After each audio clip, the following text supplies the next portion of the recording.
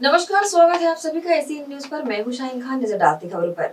भाजपा कहला एकात्म परिसर में हुई प्रेस कॉन्फ्रेंस में सांसद बृजमोहन अग्रवाल ने कांग्रेस पर निशाना साधा। बृजमोहन अग्रवाल ने कहा कि दक्षिण विधानसभा कांग्रेस के लिए पर्यटन स्थल है। यहाँ कांग्रेसी सिर्फ घूमने आते हैं। दक्षिण विधानसभा एक ऐसा क्षेत्र है जिसे हमने संवारा और सजाया। आज दक्षिण विधानसभा में जाकर देखें, भाजपा का अभेद गढ़ है। कांग्रेसी केवल 5 साल में एक बार दक्षिण विधानसभा में आते हैं। पिछले 9 बार से कांग्रेस ने अपने प्रत्याशी बदले हैं। हमेशा चुनाव में कांग्रेस प्रत्याशी 15 दिन पहले आते हैं और 15 दिन बाद चले जाते हैं। उसके बाद दक्षिण विधानसभा में वह कभी नहीं दिखता। ऐसे लोगों को जनता कभी भी स्वीकार नहीं करेगी। दक्षिण विधानसभा पर्यटन क्षेत्र में आप सबका स्वागत है।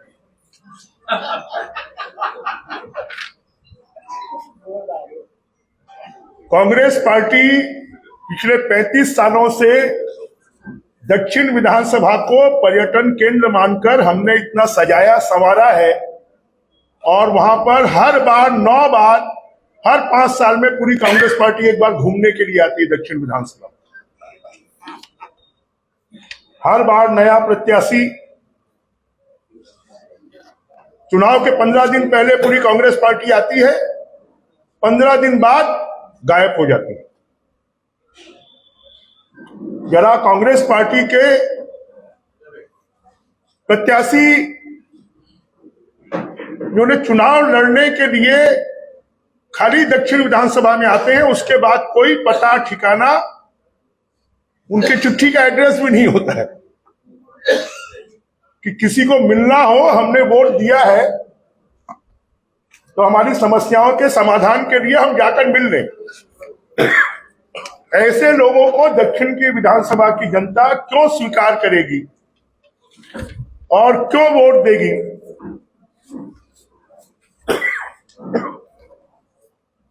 जिसको 1% जनता भी दक्षिण विधानसभा की जानती नहीं है, पहचानती नहीं है। जाने पहचाने, जांचे परखे ऐसा व्यक्तित्व कि रायपुर का आज जो स्वरूप दिखता है वो पार्षद रहे, मेयर रहे, आरडीए के अध्यक्ष रहे, सांसद रहे, सुनील सोनी जी के कारण आज रायपुर शहर का ऐसा स्वरूप दिखाई देता है। चाहे वो जेल रोड का चौड़ीकरण हो, चाहे जेल से बाईपास निकलना हो, चाहे बूढ़ा तालाब का डेवलपमेंट हो, चाहे तेलीबांधा तालाब का डेवलपमेंट हो, चाहे रायपुर में 24/7 पेयजल योजना का काम हो। और इसलिए दक्षिण विधानसभा की जनता जो है वो पूरी तरह आश्वस्त है कि दक्षिण विधानसभा का विकास भारतीय जनता पार्टी कमल फूल में ही निहित है। और इसलिए 3 बार मुझे विपक्ष में रहते हुए भी जिताया।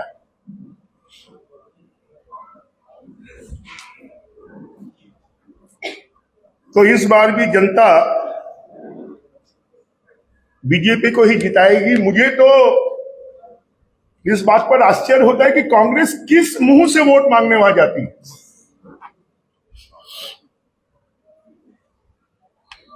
चाहे क्योंकि कांग्रेस के जो भी नेता छत्तीसगढ़ आते हैं, कांग्रेस ने बताया हुआ है अगर रायपुर में कोई घूमने की जगह है तो दक्षिण विधानसभा है। चाहे वो पायलट आए और यहाँ के जो लोकल नेता हैं, चाहे वो भूपेश बघेल जी हों, चाहे चरणदास महंत हो, चाहे टीएस बाबा हों, चाहे दीपक बैज हों, उनको भी आकर्षण था दक्षिण विधानसभा का कि अरे सब लोग बोलते हैं दक्षिण विधानसभा घूमने का क्षेत्र है, तो वो भी घूम रहे हैं, पर्यटन करने आए हैं। पर्यटकों को जनता थोड़ी देर के लिए स्वीकार करती है, उसके बाद उनको नकार देती है। जरा कांग्रेस को जवाब देना चाहिए। पिछली बार मेरे सामने जिनको जबरदस्ती खड़ा किया था महंत राम सुंदर दास जी को। उन्होंने कांग्रेस पार्टी क्यों छोड़ी, उनके साथ में कांग्रेस ने क्या व्यवहार किया, उनका अपमान क्यों किया, जरा इस बात को कांग्रेस पार्टी को बताना चाहिए। जरा कांग्रेस पार्टी को यह भी बताना चाहिए कि जब महंत राम सुंदर दास जी चुनाव लड़ रहे थे तो दो बंधु बढ़ चढ़कर पूरे चुनाव में काम कर रहे थे, और एक तो अभी मेयर भी हैं, वो चुनाव प्रचार में क्यों नहीं दिख रहे।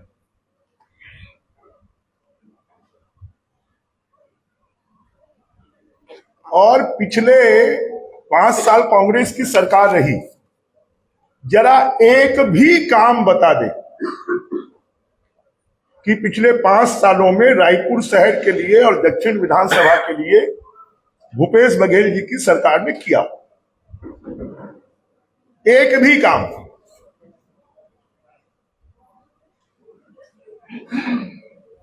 मैंने तो अभी जब चुनाव की दृष्टि से सूची बनवाई तो उस सूची में 5,000 करोड़ रुपए से ज्यादा के काम पिछले 24 सालों में सिर्फ दक्षिण विधानसभा में हुए।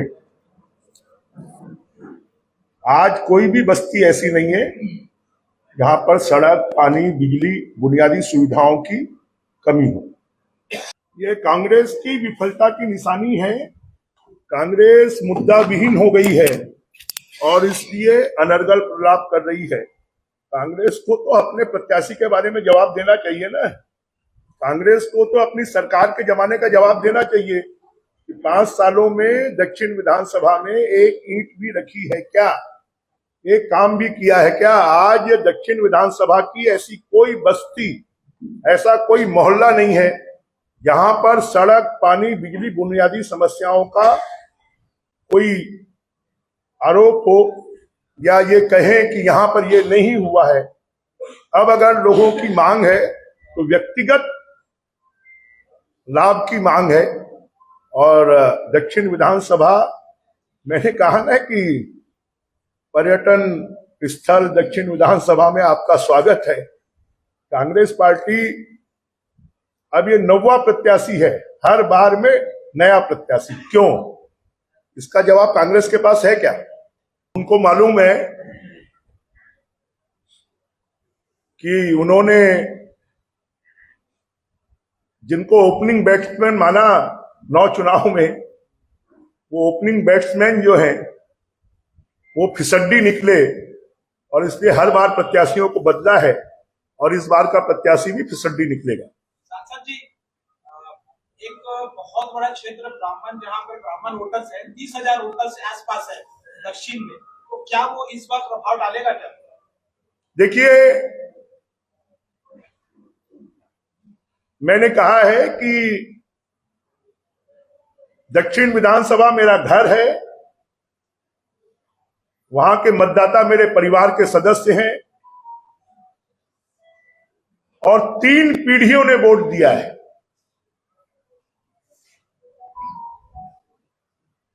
और उनका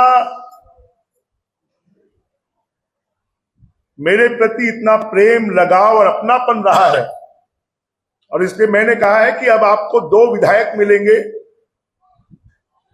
एक परमानेंट विधायक बृजमोहन, जब तक मैं जीवित रहूंगा तब तक मैं दक्षिण विधानसभा की सेवा करता रहूंगा, और दूसरा भारतीय जनता पार्टी के अधिकृत रूप से जीत कर आने वाले सुनील सोनी जी विधायक रहेंगे। अभी तक तो एक अकेला बृजमोहन सेवा करता था, अब 2 लोग सेवा करेंगे। और कभी हमने दक्षिण विधानसभा को जातियों के आधार पर बांटकर नहीं देखा है। जो भारतीय जनता पार्टी के परंपरागत वोटर हैं। बिलासपुर जिले में रतनपुर के बंगला भाटा स्थित चर्च उद्घाटन कार्यक्रम के दौरान हुए विवाद ने तूल पकड़ लिया है।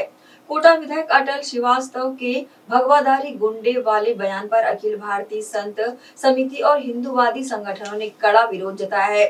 संगठनों ने विधायक से सार्वजनिक माफी की मांग करते हुए चेतावनी दी है कि अगर माफी नहीं मांगी जाती है तो उग्र आंदोलन करेंगे। विधायक के बयान से नाराज हिंदूवादी संगठनों ने प्रेस कॉन्फ्रेंस कर मांग की है कि अटल श्रीवास्तव सार्वजनिक रूप से माफी मांगे। संगठनों ने चेतावनी दी कि अगर माफी नहीं मांगी गई तो वे आंदोलन करने को मजबूर होंगे। बता दें 3 दिन पहले रतनपुर के बंगला भाटा में शासकीय भूमि पर बने प्रार्थना भवन का उद्घाटन होना था। इस कार्यक्रम में मुख्य अतिथि के रूप में विधायक अटल श्रीवास्तव को आमंत्रित किया गया था। स्थानीय हिंदू संगठनों और भाजपा नेता प्रबल प्रताप सिंह दुदेव ने इसका विरोध किया, जिसके चलते कार्यक्रम स्थगित करना पड़ा था। ये बहुत गंभीर मामला है। 6-7 महीनों से ये प्रार्थना घर बन रहा है, जहां से धर्मांतरण की सारी गतिविधियां लॉन्च होने को है, और इसका उद्घाटन करने कौन आ रहा है? कांग्रेस का विधायक। ये कांग्रेस का विधायक नहीं है, ये धर्मांतरण का एजेंट है, मशीनरी है ये। और इस धर्मांतरण के एजेंट को मुंह तोड़ जवाब देंगे कि अटल नहीं देंगे? श्रीवास्तव मुर्दाबाद, मुर्दाबाद, मुर्दाबाद। और इससे भी बड़ी बात, इसका मुख्य अतिथि कौन है? उन्होंने हम सनातनियों को और सनातनियों के जो गुरु हैं, इन सब को भगवा आतंकवाद और भगवा गुंडे के शब्द के साथ उन्होंने जो प्रयोग किया, इससे हमें बड़ी कड़ी आपत्ति है। और हम माननीय विधायक जी को ये बताना चाहते हैं, यदि वो सनातनी हैं, अपने आप को गर्व से हिंदू कहते हैं, तो हिंदू कहते हैं तो शायद उनके पूर्वजों ने, उनके माता पिता ने उनको ये संस्कार दिया होगा कि भगवाधारी वो आश्रय देता है। जो भगवाधारी होता है वो लोगों के कल्याण के लिए अपने जीवन का त्याग करता है, अपने काम के लिए, अपने सनातन के लिए अपने जीवन को आहूत करता है। और जो सन्यासी होता है वही भगवाधारी होता है। तो आप भगवाधारियों को आतंकवादी कह रहे हैं। मैं बीजेपी या कांग्रेस की बात नहीं कर रहा हूं। अगर पूर्व में बात करूं तो इससे पहले भी कांग्रेस सरकार के गृह मंत्री थे माननीय सुशील कुमार शिंदे जी, और पूर्व मुख्यमंत्री दिग्विजय सिंह ने, इन्होंने भी भगवा आतंकवाद और भगवे गुंडे जैसे शब्दों का प्रयोग करके भगवाधारियों को बदनाम करने का काम किया। तो हम आने वाले दिनों में अटल श्रीवास्तव जी से ये निवेदन भी करते हैं और उनको चेतावनी भी देते हैं, वो इन शब्दों से बचें और तमाम पूज्य संतों से माफी मांगे। यदि ऐसा नहीं करते हैं तो छत्तीसगढ़ का संत समाज और इससे प्रदेशों के अन्य प्रदेशों में भी जो जुड़े हुए साधु सन्यासी हैं, उनके प्रति उग्र आंदोलन करेंगे। और प्रशासन से भी मांग करते हैं कि ऐसे शब्दों का जो सन्यासियों को बदनाम करने का काम कर रहे हैं, ऐसे व्यक्तियों को उनको प्रताड़ित नहीं करें। लेकिन इतना कहूंगा कि न्यायोचित जो काम हो सकता है उनको उनकी सजा दें, नहीं तो संत समाज और सनातन समाज उसके खिलाफ जाने को तैयार है। अपना कार्यक्रम करते हैं, किसी की शादी ब्याह हो, सब कार्यक्रम करते हैं। उसको ग्रामीण लोगों ने मिल के अपना पैसा लगा के और अपना श्रमदान करके उसको पक्का बनाया। उद्घाटन में जिसकी जिसकी आस्था हो, जब धर्मगुरु बागेश्वर धाम आ सकते हैं सीएम हाउस में, तो पास्टर क्यों नहीं आ सकते किसी के उद्घाटन में? तो मेरा कहना है कि सबको धर्म की आज़ादी है, सबको प्रार्थना की आज़ादी है, सब अपने अपने धर्म और अपनी अपनी प्रार्थनाएं करें। इस संविधान में सबको अधिकार दिया हुआ है।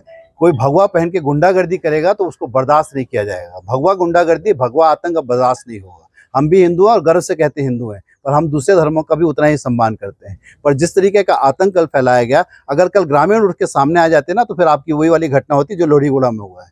इस बार अगर जाएंगे तो घटना रिपीट होगी। इसलिए मैं आपको बताने, इनके ऊपर एक तो FIR दर्ज की जाए, जो भी लोग गए थे, चाहे वो प्रबल प्रताप सिंह हो, और एक भी आदमी कोटा का नहीं था, सब बाहर के लोग गए थे, तथाकथित भगवाधारी लोग जो पूरे हमारे शांति के टापू कोटा पे अशांति फैलाना चाहते हैं। इनके ऊपर FIR दर्ज नहीं होगी तो आने वाले समय में कानून को हम भी अपने हाथ में लेने के लिए मजबूर होंगे, क्योंकि जिस तरीके का आतंक बताया, कोटा में अशांति फैलाने की कोशिश की, वो बर्दाश्त नहीं चाहिए। चाहे जसपुर का आदमी आए, चाहे झारखंड का आदमी आए।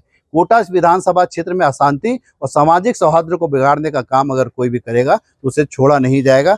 और हमारी पुलिस प्रशासन, कानून सबके लिए बराबर है। इनके ऊपर FIR दर्ज की जाए ताकि वो गांव में पहुंचे कैसे, बिना प्रशासन की अनुमति के गांव गए कैसे, और कल अगर ग्रामीण लोग खड़े हो जाते तब की स्थिति क्या होती।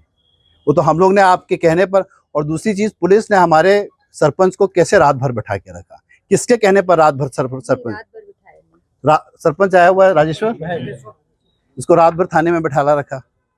व्यवहार बहुत अच्छा हुआ है। नहीं वो उस तरीके से नहीं सुबह गए थे ना, ऐसे जबरदस्ती बिठा के तो जबरदस्ती नहीं बैठाया था। ले गए, सुरक्षा तुमको के लिए खतरा बुलाए है, थे ना, नहीं इसकी तुमको बातचीत खतरा है, तुम्हारी जान को खतरा हो सकता है, तो दहशत फैलाने का काम भी पुलिस डिपार्टमेंट कर रही है।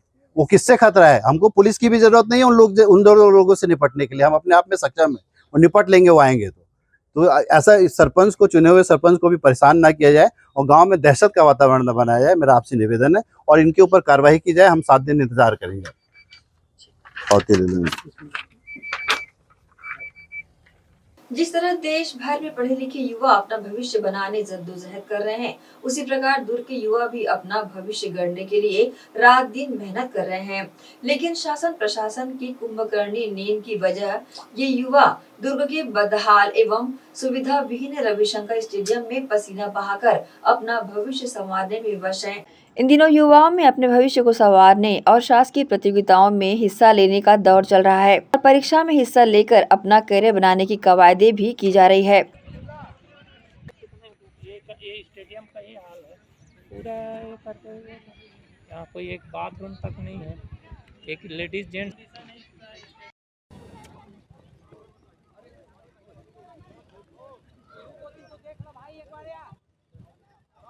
के रविशंकर स्टेडियम का हाल बुरा है, कहीं गड्ढे तो कहीं झाड़ियों में कांटे लगे हुए हैं। इसकी अनदेखी कर जिम्मेदार भी आंखें बंद कर रखे हैं। वहीं देश की सेवा और शासकीय भर्ती प्रक्रिया में अपना भविष्य संवारने लगे छात्र छात्राएं इस बदहाली में भी मेहनत करते देखे जा रहे हैं, जहां ना तो नगर निगम और न ही जिला प्रशासन का कोई ध्यान है। यहाँ प्रशिक्षण दे रहे कोच ने अपनी प्रतिक्रिया दी।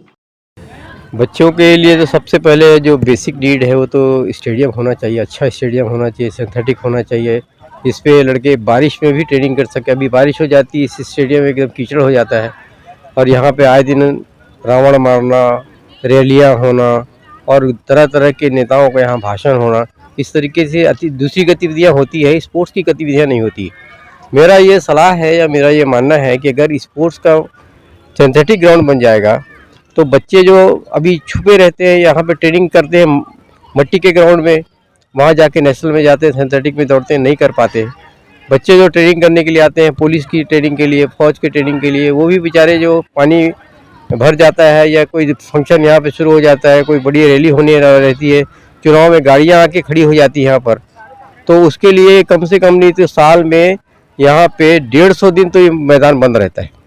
ये मेरा देखा हुआ है। मैं टोटल दुर्ग का ही रहने वाला हूँ और बहुत सालों से यहाँ प्रैक्टिस किया। यहीं से मैंने ट्रेनिंग करके भिलाई स्टील प्लांट का नेतृत्व किया, मध्य प्रदेश का नेतृत्व किया, इंडिया में कोच बन के गया और मैंने एकेडमी भी चलाया। लेकिन ये देखने में आया कि बच्चों को जो बेसिक नीड है वो नहीं हो पा रहा है और यहाँ पे स्टेडियम लड़कियाँ भी आती हैं जिनके लिए बाथरूम का, टॉयलेट का इंतजाम नहीं है। और सिंथेटिक की तो बात हम लोग कई मरतबे नेताओं से भी और प्रशासन से भी क्या करे हैं कि जब तक सिंथेटिक ग्राउंड नहीं आएगा, आपके यहाँ के दुर्ग का जो खेल का स्तर ऊपर नहीं आएगा, लड़के अभी जो 100 भर्ती होते हैं मान लीजिए एक साल में, तो 1000 भर्ती होने लगेंगे, क्योंकि रेगुलर हम लोग ट्रेनिंग करवाएंगे और बच्चे ट्रेनिंग करेंगे और तरह तरह के लोग यहाँ पे आके अपना परफॉर्मेंस सुधारेंगे। अभी मैं देख रहा हूँ कि मेरे पास ही कम से कम 5-6 जिले के अलग अलग लड़के आके ट्रेनिंग कर रहे हैं। यहाँ दुर्ग में एक स्टेडियम है इस नाम से आते हैं, लेकिन वो भी स्टेडियम जो है सिंथेटिक नहीं होने की वजह से टोटल ट्रेनिंग हम लोग नहीं करा पाते। हमको लगता है कि यार ये ट्रेनिंग जो है करवा जरूर रहे हैं, लेकिन अगर बारिश हो गई तो फिर रुक गया, अगर कोई फंक्शन हो गया तो फिर काम रुक गया। तो मेरा यही निवेदन है और यही है और इस तरीके का मेरे को बड़ा दुख होता है इस बात को कहते हुए कि बच्चे को आज तक सही ट्रेनिंग के लिए यहाँ पे जगह नहीं है। और मैं शासन से भी और जनप्रतिनिधियों से भी ये आग्रह करूँगा कि इस पे पहल करें और खेल के स्तर को बढ़ाएं। मैं बिसौहा राम साहू, ग्राम अंडा, दुर्ग जिला का निवासी हूँ। मैं विगत 40 साल से खेल के क्षेत्र में जुड़ा हुआ हूँ। यहाँ पर बड़ी दुर्भाग्य की बात है कि इतने सालों के बाद भी एक सिंथेटिक स्टेडियम का यहाँ निर्माण नहीं हो पाया। दुर्ग जिला एथलेटिक के क्षेत्र में जाना माना शहर है। यहाँ के खिलाड़ी इंटरनेशनल, नेशनल और विभिन्न जो राज्य स्तरीय प्रतियोगिता में चैंपियनशिप प्राप्त किए हैं एथलेटिक के क्षेत्र में। मैं खुद एक इंटरनेशनल खिलाड़ी रहा हूँ मैं छत्तीसगढ़ का तो चैंपियन था ही था। मध्य प्रदेश के टाइम से भी मैं एथलेटिक और क्रॉस कंट्री में एक नहीं कईयों बार चैंपियन रहा हूं, मैं इंडिविजुअल व्यक्तिगत चैंपियन। उसके बाद भी मैं देखने में यहाँ आ रहा है कि अभी तक स्टेडियम का निर्माण सिंथेटिक स्टेडियम होना चाहिए। दुर्ग जिला एक गढ़ है खेल के क्षेत्र में, एथलेटिक के क्षेत्र में, वहाँ आज तक कोई सिंथेटिक स्टेडियम का निर्माण नहीं हो पाया है। उसके अलावा बिलासपुर, जगदलपुर और जो नारायणपुर में आश्रम तक में यहाँ सिंथेटिक ट्रैक बिछाया गया है, जहाँ कोई खिलाड़ी उतना नहीं हो पाया है। जो खिलाड़ी हमारे दुर्ग जिला का जो निकले हैं वो आज तक का उसका दंश झेल रहे हैं। इससे हमारे खिलाड़ियों को आगे बढ़ने में, नेशनल इंटरनेशनल में जाने में असुविधा होती है। प्रैक्टिस का बहुत अभाव हो जाता है। सिंथेटिक ट्रैक ज़रूरी है और जो हमारे को यहाँ खेल के क्षेत्र में जो बड़ा बड़ा आयोजन होना चाहिए वो इसी ग्राउंड नहीं होने, सिंथेटिक ग्राउंड नहीं होने के कारण तो नहीं मिल पाता हमको। इसलिए हम लोग बहुत पिछड़े हुए हैं। नहीं तो जिस दिन यहाँ स्टेडियम का निर्माण हो जाएगा तो यहाँ बच्चे का भविष्य का जो है भर्ती होते हैं आर्मी में, पुलिस में, उसके लिए बहुत सुविधा हो जाएगा। इसी का बड़ी दुख की बात है कि ये आज तक के कोई निर्माण स्टेडियम का दुर्ग में या भिलाई में कहीं भी नहीं हो पाया है, जबकि एथलेटिक का बिल्कुल गढ़ ही रहा है। एसीएन न्यूज के लिए दुर्ग से नसीम फारूकी की रिपोर्ट। रुकेंगे छोटे से ब्रेक के लिए, जल्द हाजिर होते हैं। आप सब बने रहिए एसीएन न्यूज के साथ। पोरवॉल ट्रेडर्स के पूजा के कपड़े। जी हाँ, अपने इष्ट देवी देवताओं की स्थापना पोरवॉल ट्रेडर्स के मंगलकारी वस्त्रों के द्वारा करें और अपनी प्रार्थना को सफल करें। पोरवॉल ट्रेडर्स के पूजा कपड़े लाल, पीले, संतरा, सफेद, काले आदि सभी रंगों में हमारे यहाँ उपलब्ध हैं। भगवान गणेश, माँ लक्ष्मी, माँ दुर्गा, माँ सरस्वती एवं अपने कुल देवी देवताओं, मंदिर, मस्जिद, पितरों की पूजा आराधना के लिए देश की सर्वश्रेष्ठ जानी मानी औद्योगिकी पोरवॉल ट्रेडर के मंगलकारी कपड़ों का उपयोग करें और अपनी पूजा को सफल बनाएं और अपनी मनोकामनाएं पूर्ण कराएं। अधिकृत थोक विक्रेता बरमेचा टेक्सटाइल्स, दिगंबर जैन मंदिर रोड, गांधी चौक, दुर्ग, छत्तीसगढ़। हमारा मोबाइल नंबर 9425550265। तो एक बार पोरवॉल ट्रेडर के पूजा के कपड़ों का उपयोग करें और अपनी मनोकामनाएं पूर्ण कराएं।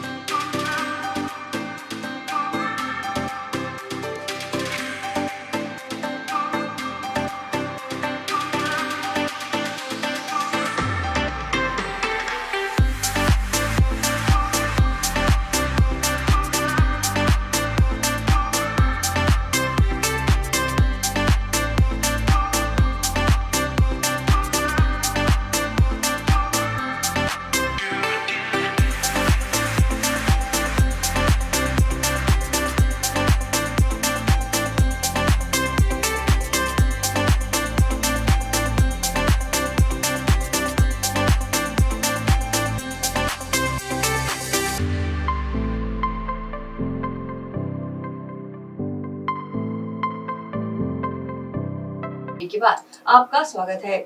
जगदलपुर नेशनल हाईवे 30 पर स्थित केशकाल घाट आज रविवार से 15 दिनों तक आवाजाही बंद रहेगी। आज 10 नवंबर से घाट में सड़क निर्माण का काम शुरू किया गया है, जो 25 नवंबर तक चलेगा। ऐसे में रायपुर से जगदलपुर और जगदलपुर से रायपुर जाने वाले यात्रियों को परिवर्तित मार्ग से आवाजाही करनी पड़ेगी। रायपुर जगदलपुर नेशनल हाईवे 30 पर बस्तर के केशकाल घाट की स्थिति बदतर है। इस घाट के करीब 10 मोड़ की 4.5 किलोमीटर की सड़कें अधिकतर जगह जगह से उखड़ चुकी है।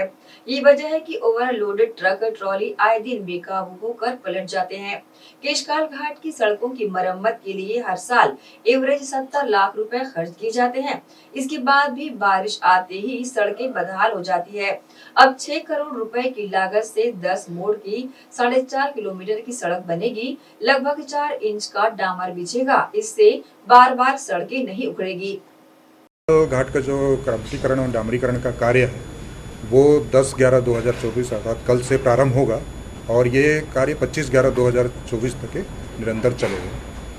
इस दौरान आवागमन जो है वो परिवर्तित किया गया है। भारी वाहनों के लिए अलग मार्ग निर्धारित किया गया है, यात्री बसों के लिए अलग मार्ग निर्धारित किया गया है। 2 पहिया वाहन, 4 पहिया वाहन और इमरजेंसी के जो वाहन हैं उनके लिए अलग मार्ग निर्धारित किया गया है। और रायपुर से जो वाहन आ रहे हैं उनके लिए अलग रूट है और जगदलपुर से जो वाहन रायपुर जा रहे हैं उनके लिए अलग रूट निर्धारित है। इसमें जो मार्ग है मैं आपको बता देता हूँ मालवाहक का।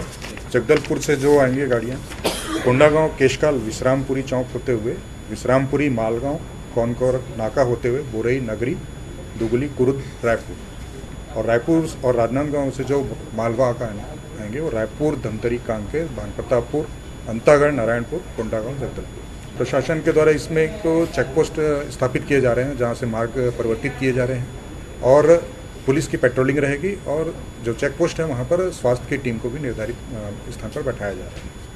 पुलगांव थाना क्षेत्र के शिवपारा में एक बुजुर्ग महिला के घर पर कब्जा कर पास्टर द्वारा प्रार्थना करने का मामला सामने आया है। पीड़ित बुजुर्ग महिला ने अपने घर पर पास्टर द्वारा किए गए कब्जे की जानकारी बजरंग दल को दी, जिसके बाद बजरंग दल के पदाधिकारियों और कार्यकर्ताओं ने पुलगांव थाना पहुंचकर बुजुर्ग महिला को न्याय दिलाने की मांग करते हुए प्रदर्शन किया। बजरंग दल के प्रदर्शन को देखते हुए पुलगांव पुलिस ने बुजुर्ग महिला के घर पर कब्जा कर प्रार्थना सभा करने वाले पास्टर और एक महिला को हिरासत में लेकर पूछताछ शुरू कर दी है।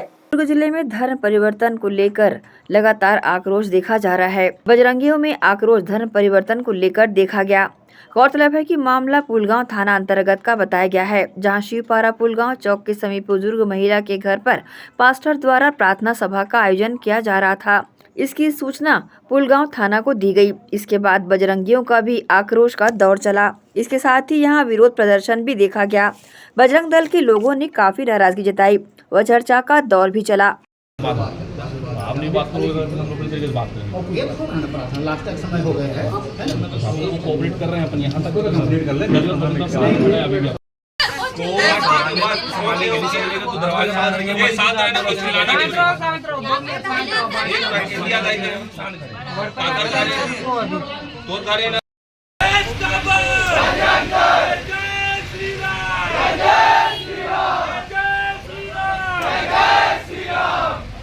मामले को लेकर इस तरह की जानकारी सामने आई है।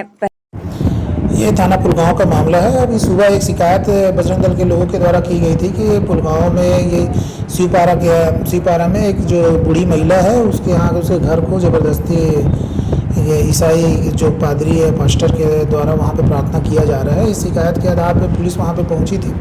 दोनों पक्ष को थाना लाया गया है। अभी पूछताछ की जा रही है, जिसमें और भी जैसे किसी की संलिप्तता पाई जाएगी तो उसमें कार्रवाई की जाएगी। क्या किसी तरह का होगा? नहीं, वो बजरंग दल के 25-30 लोग पहुंचे थे जो अपना विरोध व्यक्त कर रहे थे। उन सबको बुला के थाने बुलाया गया था, तो सभी थाना आए हैं और उन्होंने अपना शिकायत दर्ज कराए हैं। कितने लोगों से पूछताछ जारी है? अभी जितने भी संबंधित थे, जितने वहाँ पे आए हुए थे, जिन पर आरोप लगाया गया था, तो सबसे पूछताछ की जा रही है। उनका डिटेल एकत्रित करने का भी काम किया जा रहा है। मला चर्चल हटाना है बेटा, मल होना चाहिए। वो मोर बेटी बोली क्रूज में बैगा थे तो हम गए ते मन पूछत आ गए मोर बेटा दारू पियत रही, झूठ नहीं बोलो। मोर बेटा दारू पियत रही से ओकर से दस्तखत करवा ले पिए हालत में और का कहते प्रार्थना चालू कर दी। मैं हटाना चाहता बेटा तुम्हारे से। घर किसका है? मोर घर है, मैं हटाना चाहता, मोल होना नहीं। मामला ऐसा है कि हमें जानकारी मिली दाई के जरिए, दाई जो है वो बजरंगी से संपर्क की कि हमें डरा धमका कर हमारे घर को कब्जा कर प्रार्थना किया जा रहा है। उसके बच्चे बीमार थे जिसके कारण वो अपने घर में फूक झाड़ कराने के लिए, प्रार्थना कराने के लिए वो पास्टरों को बुलाती थी। लेकिन पास्टर ने क्या किया, डरा धमका के उसको अपना ही घर समझकर वो घर को कब्जा कर लिए और कब्जा करके प्रार्थना करने लगे। लेकिन दाई फिर संपर्क की कि हमको प्रार्थना नहीं चाहिए, तो पास्टर क्या करते थे, पास्टर को धमकाते थे कि तुम अगर प्रार्थना करने से मना करोगे, तुम अगर हमको जगह से मतलब यहाँ पर प्रार्थना करने से, यहाँ पर आने से मना करोगे तो तुम्हारे घर को कब्जा कर देंगे, घर को तुड़वा देंगे, ऐसी धमकियां देते दाई को। हमको जानकारी मिली तो हम आए और यहाँ आके जब वो प्रार्थना कर रहे सभा में, तब हम लोग खड़े हुए देखे तो प्रार्थना चल रहा था और दाई का सीधा सीधा मना करने का है कि दाई नहीं चाह रही करना। तो ऐसे ही जगह में पास्टर, ये जानकारी के लिए है कि ऐसे जगह में पास्टर जगह जगह पहुंचकर ऐसे बुजुर्ग लोगों को डरा धमका कर उसके घर को कब्जा कर प्रार्थना सभा चलाते हैं। ऐसे जगह के लिए विश्व हिंदू परिषद बजरंग दल तैयार खड़ा है और आज आपके मीडिया के माध्यम से विश्व हिंदू परिषद बजरंग दल खुली चुनौती देता है कि अगर ऐसे पास्टर हमको मिलते हैं ऐसे करवाते हुए, तो विश्व हिंदू परिषद बजरंग दल उसके लिए उग्र आंदोलन भी करेगा और उनको अपने तरीके से जवाब भी देना जानता है। एसीएन न्यूज के लिए दुर्ग से नसीम फारूकी की रिपोर्ट। रुकेंगे एक और छोटी सी ब्रेक के लिए, जल्द हाजिर होते हैं। आप सब बने रहिए एसीएन न्यूज के साथ। पूर्वल ट्रेडर्स के पूजा के कपड़े। जी हाँ, अपने इष्ट देवी देवताओं की स्थापना पूर्वल ट्रेडर्स के मंगलकारी वस्त्रों के द्वारा करें और अपनी प्रार्थना को सफल करें। पूर्वल ट्रेडर्स के पूजा कपड़े लाल, पीले, संतरा, सफेद, काले आदि सभी रंगों में हमारे यहाँ उपलब्ध हैं। भगवान गणेश, माँ लक्ष्मी, माँ दुर्गा, माँ सरस्वती एवं अपने कुल देवी देवताओं, मंदिर, मस्जिद, पितरों की पूजा आराधना के लिए देश की सर्वश्रेष्ठ जानी मानी औद्योगिकी पूर्वल ट्रेडर के मंगलकारी कपड़ों का उपयोग करें और अपनी पूजा को सफल बनाएं और अपनी मनोकामनाएं पूर्ण कराएं। अधिकृत थोक विक्रेता बरमेचा टेक्सटाइल्स, दिगंबर जैन मंदिर रोड, गांधी चौक, दुर्ग, छत्तीसगढ़। हमारा मोबाइल नंबर 9425550265। तो एक बार पूर्वल ट्रेडर के पूजा के कपड़ों का उपयोग करें और अपनी मनोकामनाएं पूर्ण कराएं।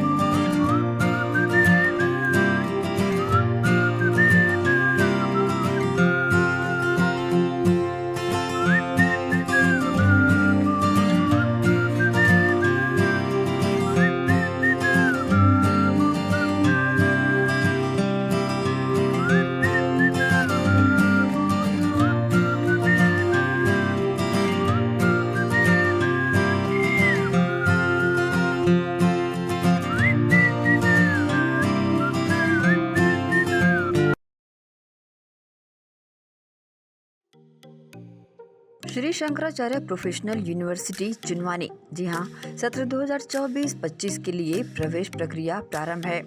डिप्लोमा इन फार्मेसी एवं बैचलर ऑफ फार्मेसी के लिए प्रवेश प्रारंभ है। बिना PPHD दिए सीधा प्रवेश।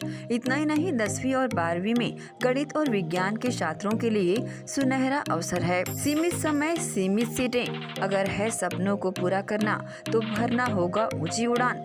जल्दी करें, प्रवेश प्रारंभ है। प्रेजेंटली शंकराचार्य ग्रुप के अंदर 4 फार्मेसी कॉलेजेस हैं।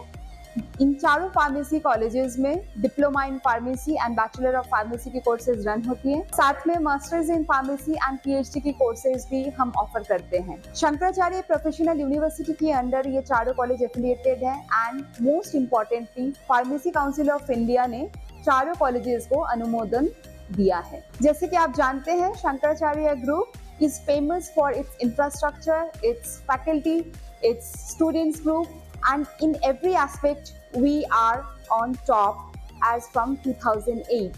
So in this year also, अगर आप चाहते हैं कि आप 12th के बाद साइंस में आपके भविष्य बनाना चाहते हैं तो शंकराचार्य प्रोफेशनल यूनिवर्सिटी में एक बार जरूर आए। फार्मेसी कोर्स में अभी डायरेक्ट एडमिशन 12th की % बेसिस पे दिया जा रहा है, तो जल्द से जल्द संपर्क करें। तो एडमिशन हेतु जल्दी करें। Shri Shankaracharya professional university Junwani, Bhilai, Chhattisgarh.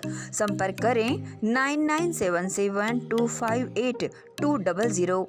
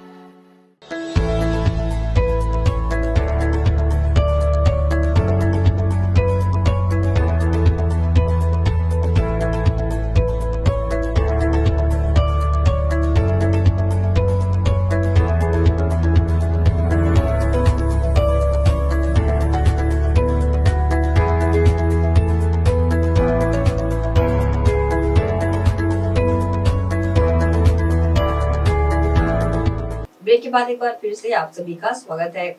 दुर्ग में फिर मिला बछड़े का कटा सर और एक पैर। गिरधारी नगर पानी टंकी के पास बछड़े का कटा हुआ सर मिलने से सनसनी फैल गई है। कटे सर से आ रही दुर्गंध से पुराना होने की आशंका भी जताई जा रही है। बछड़े का शव गली के भीतर बंद घर के सामने पड़ा हुआ मिला। बता दें कि 4 माह पूर्व भी इसी तरह का बछड़े का सिर मिला था।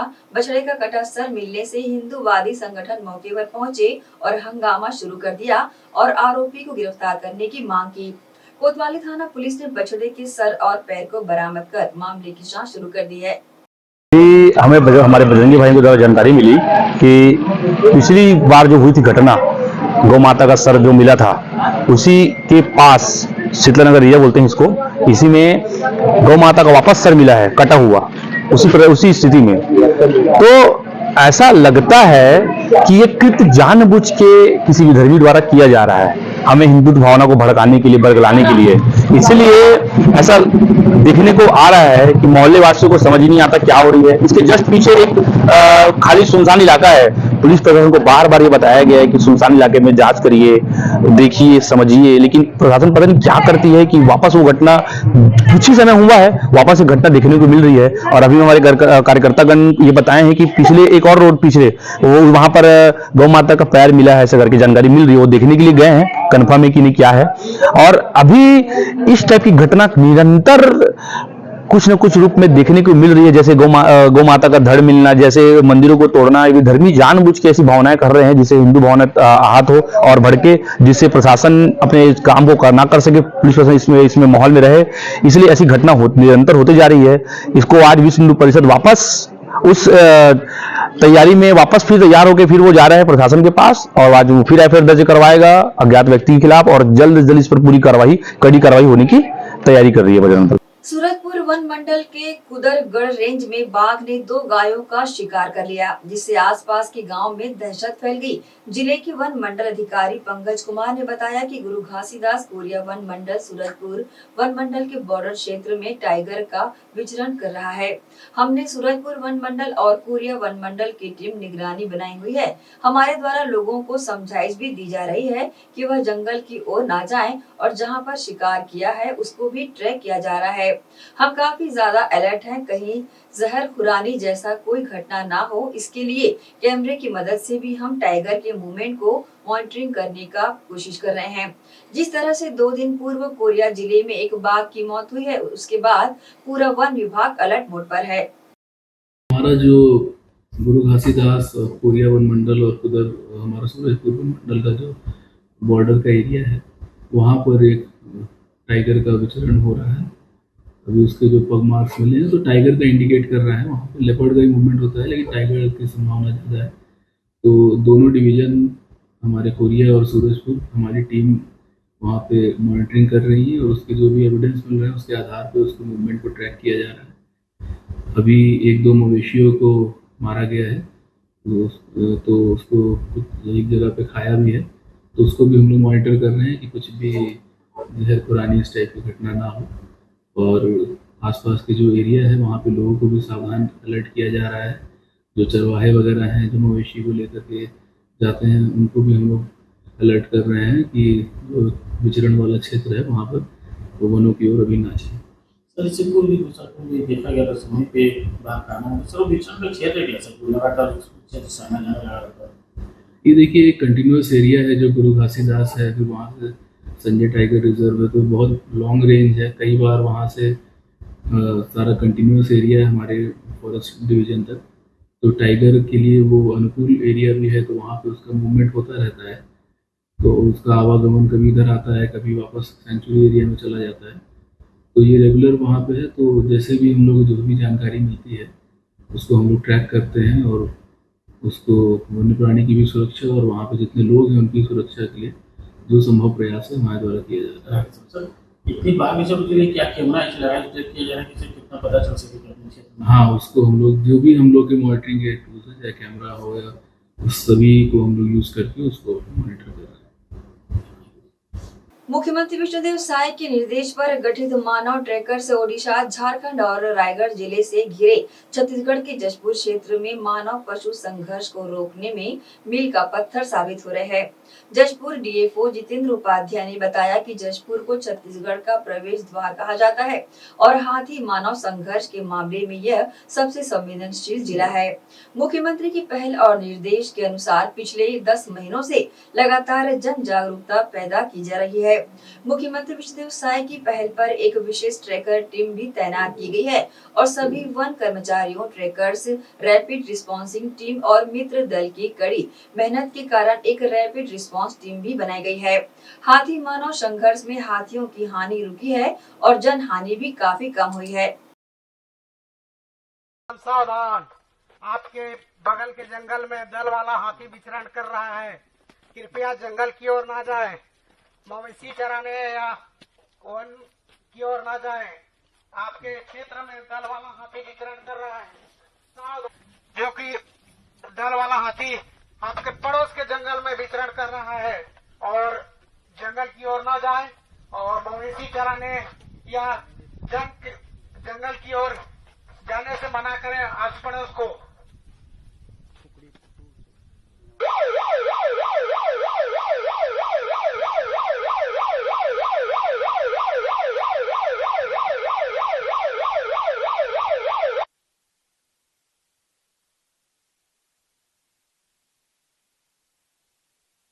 आपका जंगल है, हाथी ऐसे है, लकड़ी ले कुटू खुखड़ी उठा घिन जाओ और मना करियो दूसर जन ला जाए ले। सुन रहे हो गाँव वाला, हाथी ऐसे तोहर बगल कर जंगल है, कुटू खुखड़ी लकड़ी उखड़ी ले घिन जाओ, गाय बैल चरा घिन लगियो जंगल में।